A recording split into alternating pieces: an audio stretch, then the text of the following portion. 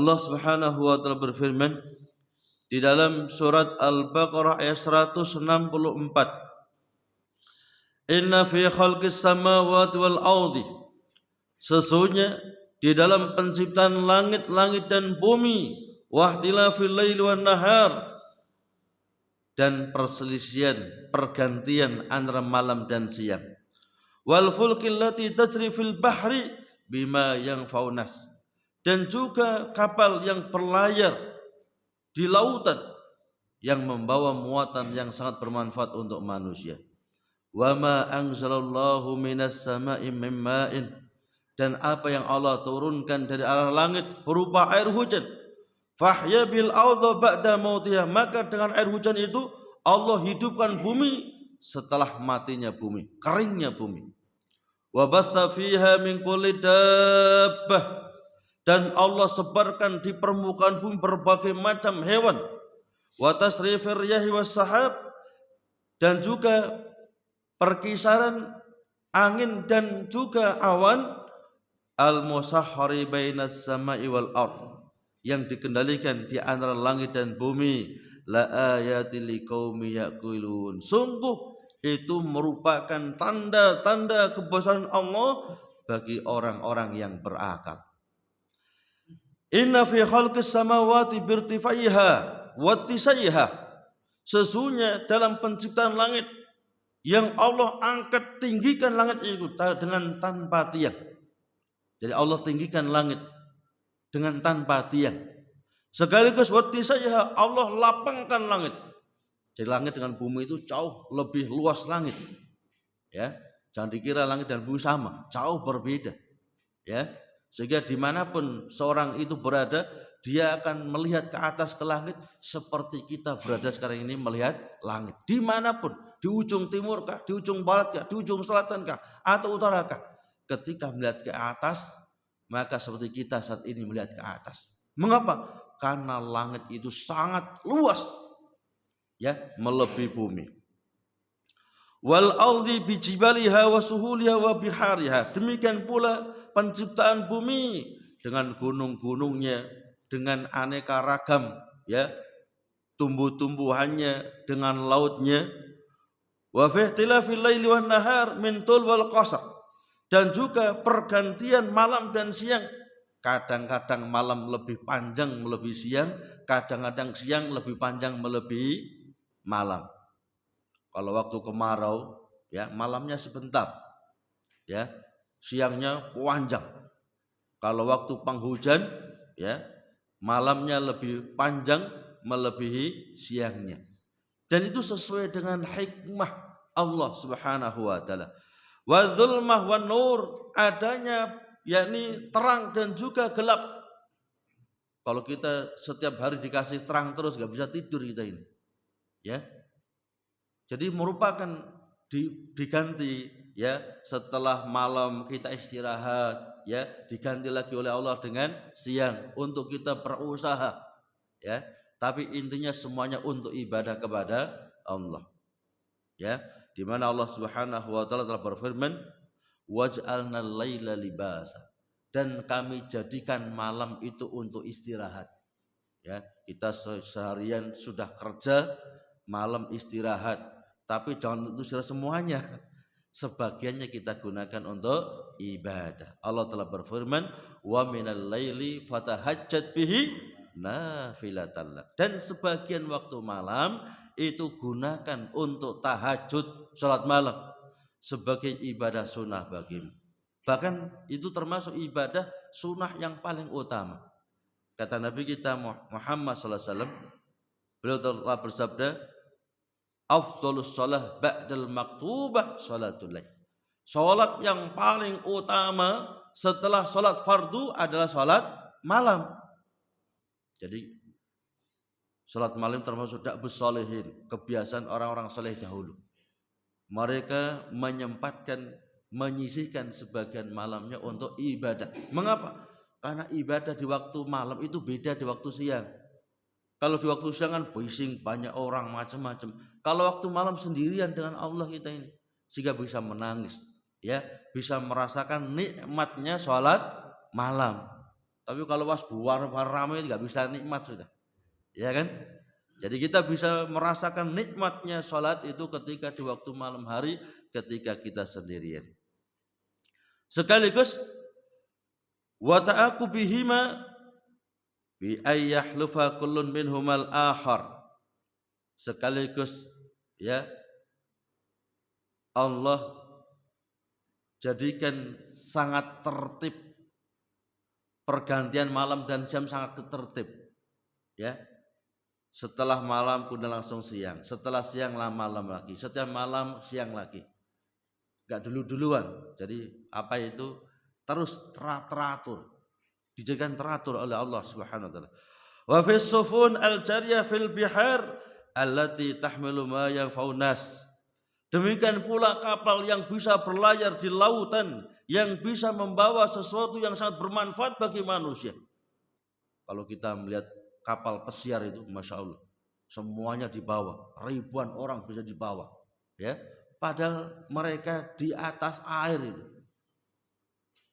ya. Jadi kapal yang begitu beratnya ribuan ton, belum muatannya ribuan ton lagi, ya. Bahkan ada kapal induk itu, kapal terbang banyak di situ, di atasnya. Padahal satu kapal terbang berapa muatannya, berapa beratnya itu? Berarti bisa jutaan ton itu yang bisa dimuat, ya. Maka itu semuanya, bahkan wama anzalallahu minas sama'i ma'il matar fahya bil ardi. Demikian pula Allah turunkan dari langit berupa air hujan, yang dengan hujan itu Allah hidupkan bumi setelah matinya. Kalau kita lihat waktu kemarau, ya, semuanya kering, ya kan? Rumput-rumput mati, begitu dikasih hujan langsung subur sudah. Maka fasarat mukhdaratan dzatal bahjah ba'da an kanat yabisatan la nabata fiha. Maka dengan air hujan itu Allah jadikan bumi menjadi sangat hijau, yang sangat menyenangkan. Setelah sebelumnya kering kerontang, ya, la nabata fiha, enggak ada tanaman di atasnya. Wa ma nasrullahu fiha min kulli ma yang min kulli dabah ala wasil ardi. Dan Allah juga tebarkan berbagai macam binatang di permukaan bumi, ya. Allah tebarkan banyak binatang, ada kucing, ada macam-macam sudah, macamnya luar biasa banyak. Bahkan ada binatang-binatang aneh-aneh itu, ya.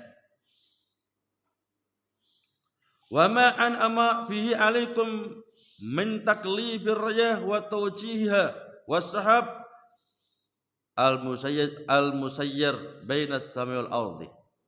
Demikian pula perkisaran antara yakni angin dan juga awan yang Allah kendalikan antara langit dan bumi. Inna fi kullil dalail ashabiqah la ayatin ala wahdaniyatillah wa jalili ni'amihi liqaumin yaqilun. Ya, semuanya itu sebagai bukti-bukti tentang keesaan Allah, ya, tentang keesaan Allah. Allah enggak butuh pembantu, Allah enggak butuh penolong. Semuanya itu dikendalikan seluruhnya oleh Allah, dan Allah enggak butuh pembantu dalam hal ini. Maka itu sebagai bukti akan keesaan Allah dan keagungan Allah. Sekaligus sebagai bukti Allah itu enggak butuh, ya, pada pendamping, enggak butuh kepada anak, enggak butuh itu. Ya, maka sungguh kafir orang yang mengatakan Allah punya pendamping, Allah punya anak, ya, dan seterusnya dan seterusnya. Maka itu sebagai bukti pula kalau hanya Allah semata-mata yang mengatur sekalian alam ini, penciptaan langit dan bumi, ya, kemudian diaturnya awan dan angin, sekaligus dibuatnya bumi ini malam dan siang, sekaligus kapal yang bisa berlayar di lautan, yang bisa membawa semua hal yang bermanfaat untuk bumi, menurunkan air hujan dari langit, yang dengan air hujan itu Allah tumbuhkan bumi setelah keringnya. Maka zat yang demikian yang berhak untuk disembah. Zat yang bisa berbuat semacam ini yang berat disembah. Ya, tidak boleh menyembah kecuali hanya kepada Allah. Tidak boleh bergantung, bertawakal, berserah diri, berdoa kecuali hanya kepada Allah. Orang-orang musyrik mereka paham itu. Kalau Allah yang menciptakan, Allah yang menghidupkan, Allah mematikan, Allah yang kasih rezeki, Allah yang mengatur segala urusan. Orang musyrik yakin itu. Tapi mereka tetap berbuat syirik kepada Allah. Bahkan iblis, setan pun juga mengakui kalau hanya Allah yang menciptakan, menghidupkan, mematikan, kasih rezeki, mengatur segala urusan. Tetapi mereka tidak mau beribadah kepada Allah. Ya, maka Allah firmankan, la ayatil liqaumi yaqilun. Itu sebagai tanda-tanda kebesaran Allah bagi orang yang berakal. Kalau akalnya waras, dia tahu Allah yang menciptakan, menghidupkan, mematikan, mengatur segala urusan, maka dia tidak akan mungkin beribadah kecuali hanya kepada Allah. Ya, mereka orang-orang musyrik datang ke kuburan, orang-orang yang dianggap soleh, tawasul pada mereka. Sebetulnya mereka ngerti, ya, yang didatangi dan diminta-mintai itu gak bisa mengatur alam sedikit pun mereka. Ngerti, cuman keyakinan yang rusak, pemahaman yang rusak yang menyebabkan mereka berbuat syirik kepada Allah Subhanahu wa ta'ala. Maka benar firman Allah, la ayatil liqaumi yaqilun. Itu tanda-tanda kebesaran Allah bagi orang yang berakal. Yang berakal itu sudah tahu kalau Allah yang bisa berbuat semacam itu, maka tentunya hanya beribadah kepada Allah, bukan selain Allah. Ketika dijelaskan oleh Nabi kita Muhammad SAW atas perintah Allah, ya, Qul may yarzuqukum minas samai wal ardi amman yamliku sam'a wal absara wa may yukhrijul hayya minal mayyit wa yukhrijul mayyita minal hayy wa may yudabbirul amra fasayaquluna Allah. Qul afala taqilun. Allah berfirman dalam surat Yunus ayat 31, katakan wahai Muhammad kepada mereka orang-orang musyrik itu. Ya, tanyakan kepada mereka orang-orang musyrik itu. Siapa yang kasih rezeki kepada kalian dari arah langit ataupun bumi? Siapa zat yang menguasai pendengaran ataupun penglihatan? Siapa zat yang mengeluarkan sesuatu yang hidup dari yang mati? Dan siapa zat yang mengeluarkan sesuatu yang mati dari yang hidup? Dan siapa zat yang mengatur segala urusan? Orang musyrik akan mengatakan Allah. Qul afala, ya, afala tattaqun. Katakan wahai Muhammad, ya, mengapa kalian enggak bertakwa kepada Allah? Kalau tak kalian tahu Allah yang menciptakan, menghidupkan, mengaturkan segalanya, mengapa kalian masih berbuat syirik kepada Allah? Ya, itu ditanyakan berulang-ulang oleh Allah Subhanahu wa ta'ala supaya mikir gitu loh. Makanya benar, la ayatil liqaumi yaqilun. Itu tanda-tanda kebesaran Allah bagi orang yang mau berakal, mau berpikir. Ya. Dan mereka orang-orang musyrik yang biasa, ya, mensekutukan Allah dengan orang-orang soleh, tawasul kepada mereka. Mereka pun mengatakan wa ma na'buduhum illa liyuqarribuna ilallahi zulfa. Ya, kata orang musyrik, kami enggak menyembah mereka Lata, Uzza, Mana, Suwa, Yaghus, tetapi kami tawasul kepada mereka, iltija kepada mereka, bersandar kepada mereka, liyuqarribuna ilallahi zulfa, agar mereka mendekatkan diri kami kepada Allah dengan sedekat-dekatnya. Inilah alasannya orang musyrik. Mereka kiaskan, ya, Allah itu dengan kita manusia. Kalau seorang raja itu enggak mungkin ditemui langsung, pasti lewat ajudan-ajudan raja, panglima raja, baru ketemu raja. Ya, kami sama. Kalau kami minta langsung kepada Allah, enggak mungkin dikabulkan Allah. Wong kami banyak dosanya kok. Ibadah kami hanya sedikit kok. Ini orang-orang yang telah mati ini, orang soleh, wali Allah, orang yang dekat dengan Allah. Kalau kami ngampung lewat mereka, ya, maka lebih dikabulkan oleh Allah. Inilah kesyirikan orang musyrik. Jadi jangan dikira orang musyrik itu mintanya langsung Lata, bukan. Mereka mintanya tetap kepada Allah, tapi lewat Lata, lewat kuburan Lata. Ya, perkataan mereka orang musyrik di zaman jahiliyah itu, wahai Lata, sampaikan kepada Allah agar Allah turunkan hujan. Kan sudah lama enggak hujan. Wahai Lata, sampaikan kepada Allah agar Allah angkat musibah bencana selama ini. Ya, karena musibah ini lama enggak hilang-hilang ini. Wahai Lata, sampaikan kepada Allah. Jadi demikian kesyirikan orang musyrik itu. Jangan dikira orang musyrik itu langsung minta, wahai Lata saya minta ini, minta itu. Bukan. Mereka tawasul kepada orang yang telah mati. Itulah kesyirikan mereka. Makanya orang musyrik dikatakan kalian berbuat syirik pada Allah, enggak mau mereka. Mereka mengatakan wa ma na'buduhum illa liyuqarribuna ilallahi zulfa. Kami enggak menyembah mereka Lata, Uzza, Manat, Swayagas. Kami enggak nyembah. Kami hanya jadikan mereka sebagai perantara antara kami dengan Allah. Tawasul. Itulah kesyirikan mereka. Maka belajar tauhid yang benar. Ya, dikira tauhid itu hanya mengakui Allah yang menciptakan, menghidupkan, mematikan. Kalau hanya itu, setan pun ngakoni itu, iblis pun juga ngakoni itu. Ya, orang musyrik mengakui itu dalam banyak ayat. Ya, tadi telah kita sebutkan firman Allah dalam surat Yunus ayat 31 itu. Katakan Muhammad kepada mereka orang musyrik itu, siapa yang memberikan rezeki pada kalian dari langit dan bumi? Ya, siapa yang menguasai pendengaran, penglihatan? Siapa yang menghidupkan, yaitu mengeluarkan sesuatu yang hidup dan yang mati? Mengeluarkan sesuatu yang mati dan yang hidup. Siapa zat yang mengatur segala urusan? Orang musyrik akan berkata Allah. Enggak ragu-ragu mereka. Maka ketika ada orang yang tidak mengakui tauhid semacam ini, tauhid rububiyah ini, ya, kafirnya, musyriknya melampaui iblis. Jadi orang-orang ateis, orang-orang yang anti agama itu kafirnya melebihi iblis. Ya. Mereka orang-orang yang tidak mengakui Allah yang menciptakan itu kafirnya melampaui iblis. Apa buktinya?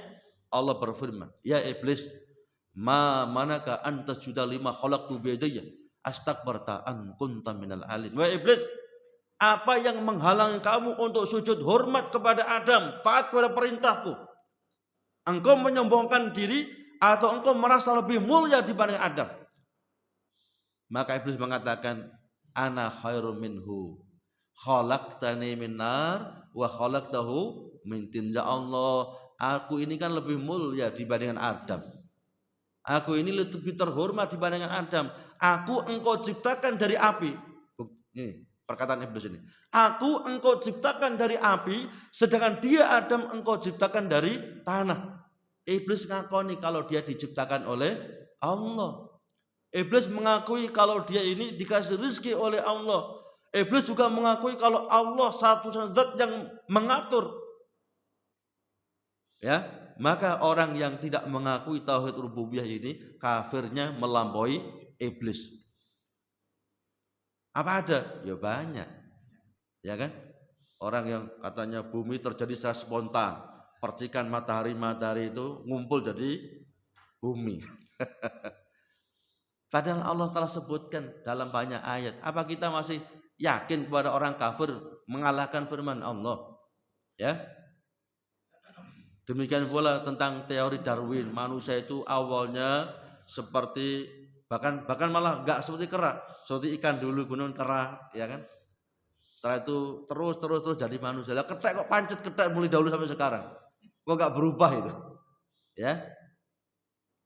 Padahal Allah dalam Al-Qur'an telah firmankan ya tentang manusia pertama Adam. Nabi juga sebutkan dalam hadis yang sahih, khalaqallahu Adam. Allah ciptakan manusia pertama itu namanya Adam, bukan proses dari kera dulu, enggak itu. Cuman kadang-kadang kita ini lebih yakin dengan kabarnya orang kafir melebihi kabarnya Allah Subhanahu wa taala. Ya. Dijelaskan rinci oleh Nabi itu, tingginya Adam sekian, ya, besarnya sekian. Rinci itu. Apa kita masih ragu-ragu dengan sabda Nabi kita Muhammad sallallahu alaihi wasallam, ya. Ustaz, supaya ilmiah benar ilmiah, tapi tidak boleh berseberangan dengan Al-Quran karena Al-Quran nggak mungkin salah itu.